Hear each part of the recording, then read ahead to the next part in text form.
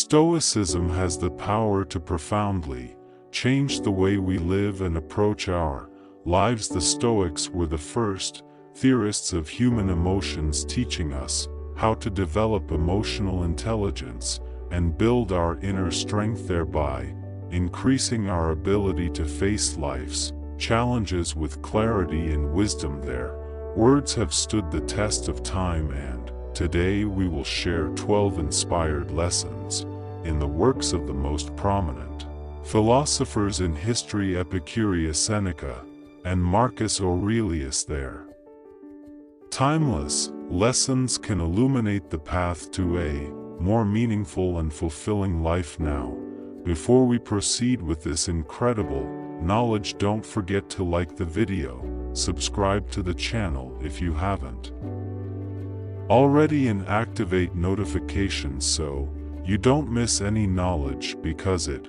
can ultimately change your life. Part 1: Epictetus. Epicurus was a man, Epictetus, who was born a slave and died as one of the most influential masters of his time. But he never considered himself a master. He was a philosopher, a Stoic philosopher, seeking a very specific kind of knowledge, practical knowledge that, once applied, helps us confront and overcome life's inevitable difficulties through a combination of his own life experiences and the wisdom of his great mentor, a Stoic philosopher named Musonius Rufus. Epictetus acquired the kind of knowledge for which people traveled hundreds of miles just for the chance to hear him. Even if it was only for an hour or two, parents sent their children to listen to him, from the poorest to the richest and most powerful, and even Emperor Hadrian vied for the chance to sit at Epictetus's feet. Fortunately, there was a young man who regularly listened to Epictetus and took notes on everything he had to say. Surprisingly, these notes have survived to this day and have been passed down to some of the greatest figures in history over the past 1,000 years. Even the Roman Emperor Marcus Aurelius wrote in his diary, thanking the man who lent him a copy of Epictetus. It is known that Theodore Roosevelt, one of the notable American presidents, carried a copy of Epictetus during his incredibly dangerous expedition to the River of Doubt. Admiral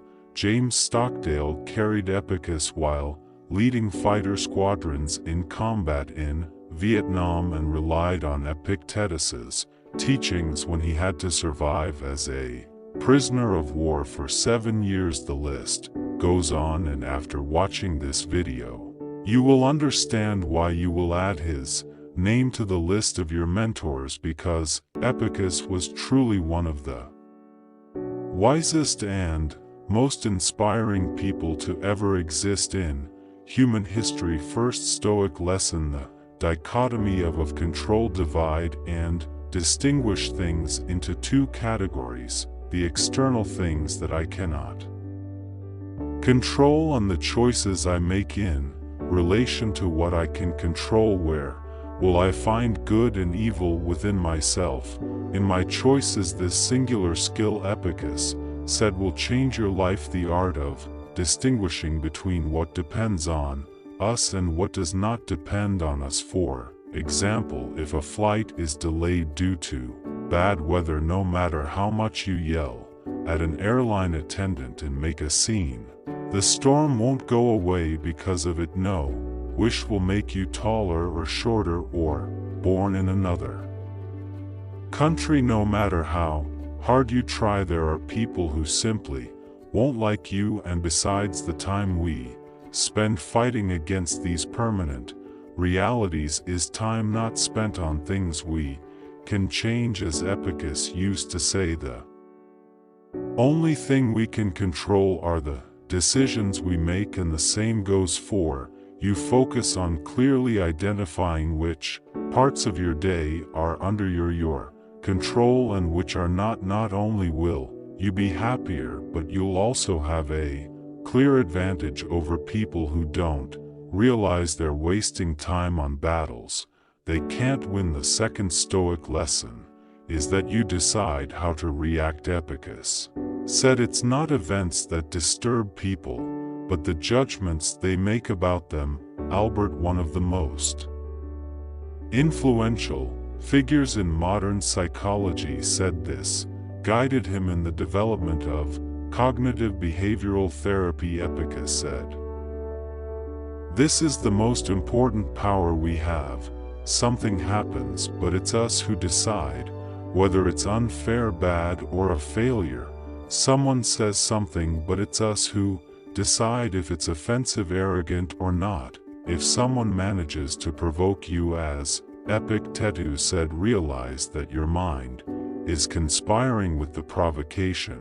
Events are objective. The opinion that they are offensive is just that, your opinion, and you always have the power to change it." The third Stoic lesson is to remain humble and free yourself from pride or vanity. Epicus said it's impossible to learn what you already believe you know. He always kept his eyes and ears open, actively seeking opportunities to learn from everyone and everything. This is the attitude we should carry with us every day, whether we are the best at what we do or just starting out. Every person we meet, every situation we find ourselves in, every book we read or movie we watch is an opportunity to learn, to improve, to take a step forward on the path of progress. This was one of Epictetus's favorite questions. Have you progressed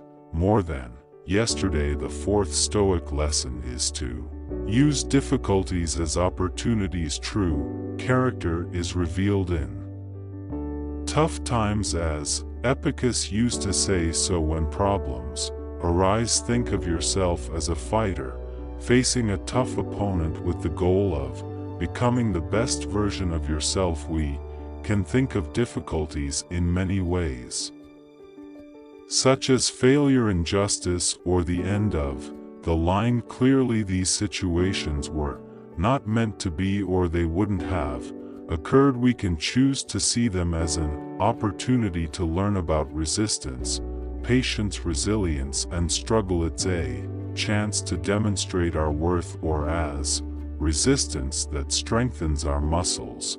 As Epicus said, I preferred this last opinion, and it became in its time and in ours the ultimate symbol of human capacity to overcome dark circumstances. It said that it's not about accepting difficulties or resigning oneself to them, but about accepting, working with them, deciding to make the most of them, seeing difficulties as an opportunity rather than an obstacle. And so we can turn everything that happens to us into fuel.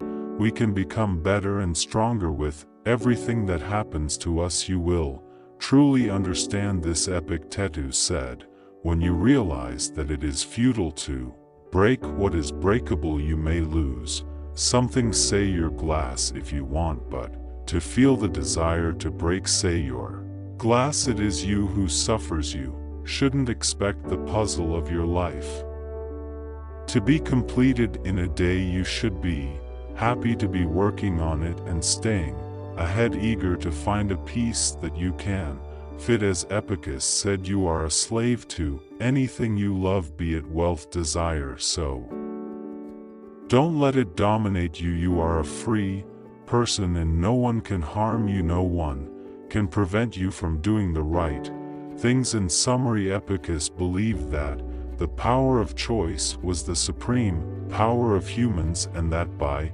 distinguishing between what is in our control and what is not, we can achieve peace of mind and wisdom. He also emphasized the importance of not being controlled by our judgments about events, but rather keeping an open mind and learning from all experiences.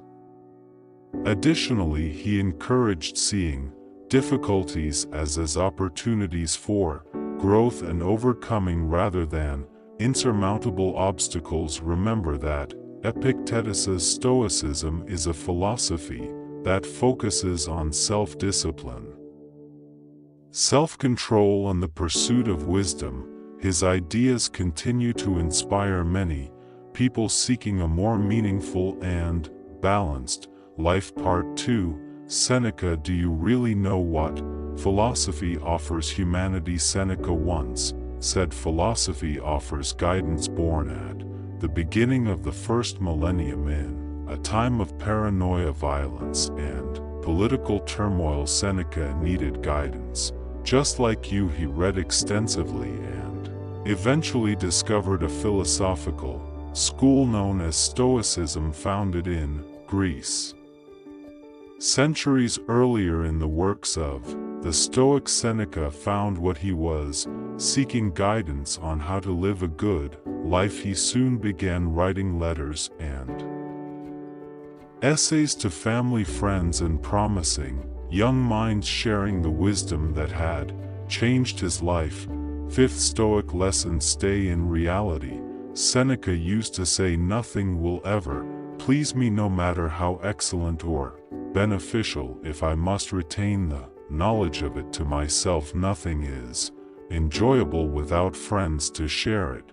There are more things likely to frighten us than to crush us. We suffer more often in imagination than in reality. Seneca's life was filled with suffering. He was born with a chronic lung disease and lived through the reigns of the first 5 emperors, each more disturbed and violent than their predecessors. He was exiled and lost everything twice. Despite all this suffering, his advice was that we should only concern ourselves with what truly concerns us. He emphasized that we spend so much time imagining and worrying about the future that it tortures us more than what actually concerns us. Seneca stressed that pain and suffering are inevitable, but what we must avoid are the ghostly forebodings of what may or may not happen. Instead of suffering by imagining, we should focus on what lies ahead of us. Stay in the present. Seneca used to say, stay in reality. The sixth Stoic lesson is mental resistance to excellence diminishes without an adversary. Seneca said, just as fire is the test of gold, adversity is the test of strong men. We like to live comfortably, minimize inconveniences, and avoid doing what we don't like. Find what we like where we like it and never let go. But Seneca said that this is a deadly trap. A person who has never been challenged and always gets what they want leads a tragic life. Think for a moment about your life. What kind of difficulty do you impose on yourself daily? Imagine you are a boxer and on your first day in the ring you take a punch to the chin. It will hurt too much. But in the 10th year of being a boxer, you won't be stopped by a punch.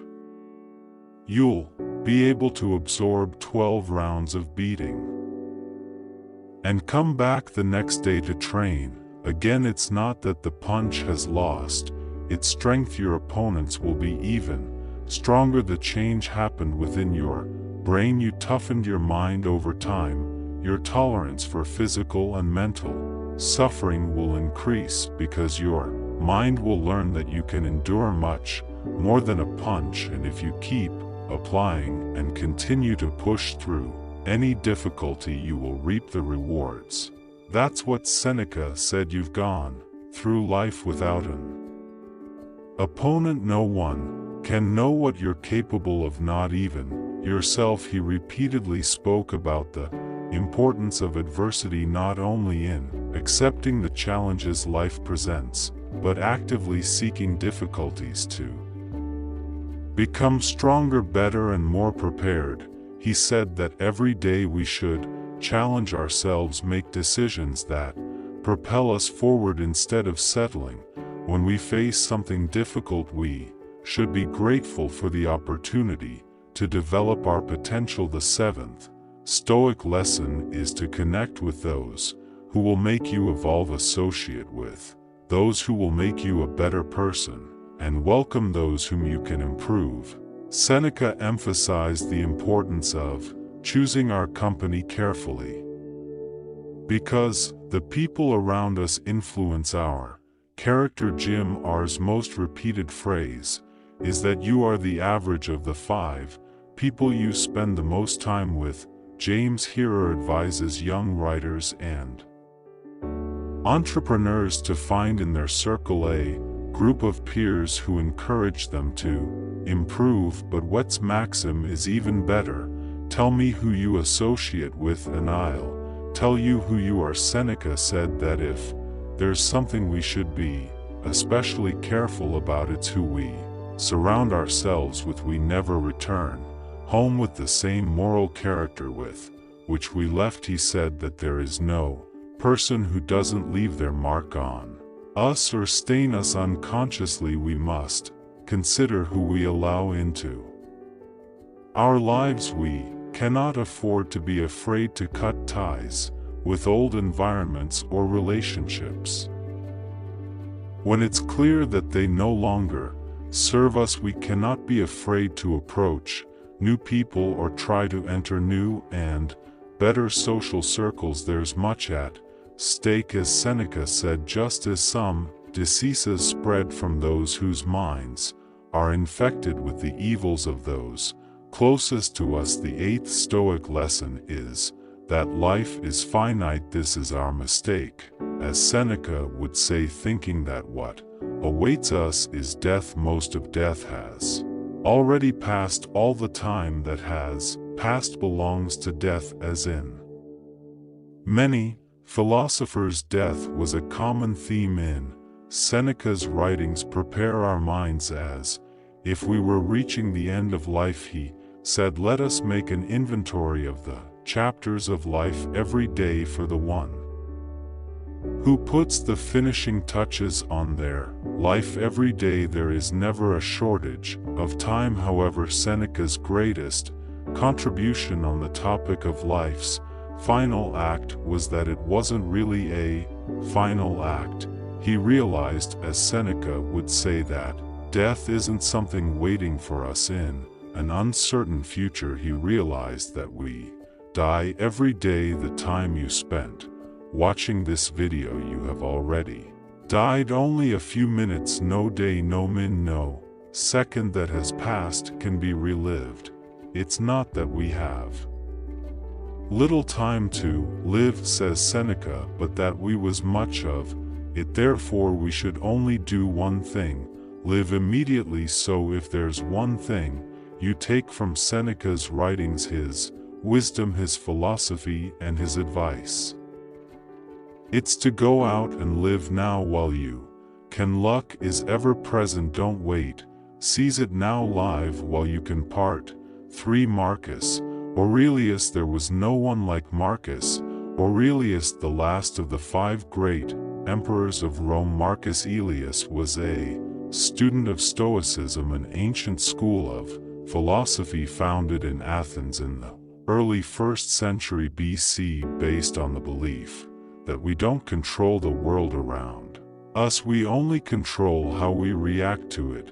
Marcus was the leader of a world that faced a 15-year-long pandemic, along with civil unrest, border wars, cultural decay, income inequality, and much more. So it's easy to understand why he was drawn to this philosophy. He compared himself to someone seeking relief for a rash or a burn, and Stoicism was his soothing balm, a warm lotion. That's why Marcus Aurelius tried to provide the world with his only known work, Meditations, a wholly unique and incomparable document in history, to convey this balm, this guide, this medicine to future generations. As the historian Brand would point out, few are interested now in the maneuvers and counter-maneuvers of Roman commanders. What the centuries have preserved is the notebook of thoughts from a man whose Real life was largely unknown, he wrote, in the dim light of midnight, not the events of the day or plans for the next day, but something much more, enduring the ideals and aspirations by which he lived, a shared spirit, and that's what Stoicism was designed to be, a medicine for the soul, alleviating the vulnerabilities of life and equipping us with what we need to thrive. The ninth Stoic lesson is to wake up to your life. Wake up early, dawn when it's hard to get out of bed. Marcus Aurelius said to himself, I have to work as a human being. What am I made for? What am I born into this world for? Am I created to nestle under the covers and stay warm? One of the most interesting moments in meditations is this inner dialogue that Marcus Aurelius has with himself at the beginning of the book. It's clearly a conversation he had with himself, one he had many times on many mornings. Like many of us, he knew he had to get out of bed, but he desperately wanted to stay under the warm sheets. It's easy to understand, but it's also impressive. In fact, Marcus didn't need to get out of bed. Being emperor meant he didn't need to do anything. He could have slept every day with no immediate consequences. No one would cut his salary, no one would ask why he was late. However, Marcus insisted on getting up early and starting work. Why? As Dante wrote in his epic poem Under the Blankets, there's no path to fame, nothing can be achieved huddled under the sheets. Marcus knew that winning tomorrow was essential to winning the day and being successful in life. He knew that being the most powerful man in the world didn't exempt him from living according to nature. He knew that his status meant nothing and that his obligations to himself awaited him to wake up. He knew that staying in bed only meant that he would have to catch up and that he had lost control, and now it was reacting. It's as simple as that. If you want to be productive, do more things, and be great, you need to wake up early. The 10th Stoic lesson, the obstacle. The obstacle is the way our actions may be hindered, wrote Marcus Aurelius, but there can be no obstacle to our intentions or dispositions, because our minds can adapt. They conform to their own purposes. The obstacle is our action impediment to action advances action. What stands in the way becomes the way. One way to approach life is to distance yourself from difficulties. You can close your ears and eyes to what is unpleasant. Choose the easy path and avoid difficulties whenever possible. Stoic 1.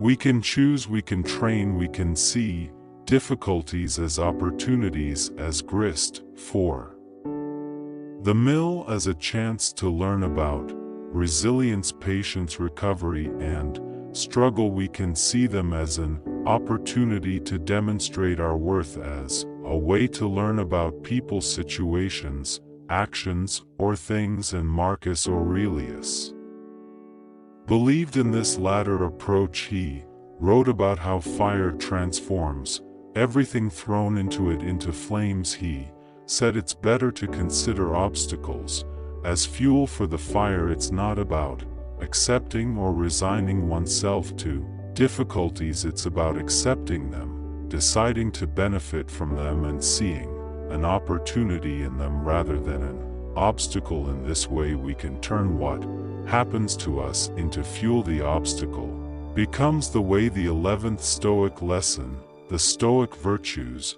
If at any point in your life, Marcus Aurelius wrote, you find something better than justice, honesty, self-control, and courage, embrace it wholeheartedly. It must be something extraordinary. While Marcus Aurelius was writing the Meditations, Rome was invaded, leading to a 5-year war. The Tiber River suffered one of the most severe floods in history, destroying homes and livestock, leading to famine in Rome after winning the war. Returning soldiers has brought back a deadly disease known as the Antonine Plague. Many hostile tribes from the north seized the opportunity to unite and attack the Romans. Throughout his reign, he faced the challenges of the plague and war simultaneously. However, Marcus Aurelius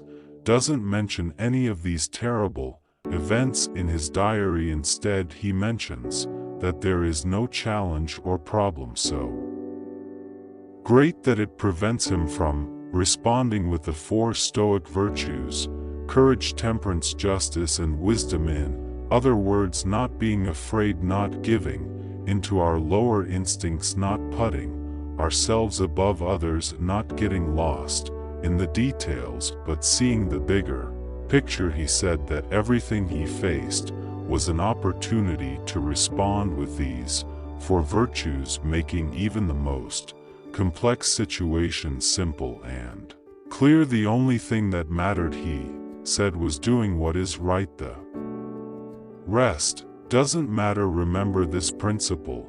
Marcus Aurelius wrote, when something threatens to cause you pain, the thing itself is not a misfortune. To endure it and prevail is a great fortune. Things we didn't want to happen have happened to all of us, including Marcus Aurelius. A business failure, the loss of a loved one, someone we care about, leaving us. Our instinct leads us to label these events as unfortunate because they aren't what we wanted for ourselves. But does that make us unfortunate? Marcus Aurelius proposes a different way of seeing things. Instead of telling ourselves that we are unfortunate because our expectations were thwarted, he says we should do the opposite. It's fortunate that this happened and that I emerged unharmed, not broken by the present or frightened by the future. It could have happened to anyone, but not everyone would have emerged unscathed. For a Stoic, we only suffer damage when our character is affected. We are harmed when we abandon what we believe in or when we set aside our own standards. It may not be desirable to lose money, a friend, fail at something, or be criticized, but how does that make us unfortunate? Our ability to respond has not been taken away. Our character remains intact. There is no rule that says you have to go crazy over it, be torn apart by it, or be anxious about the future. You still have control.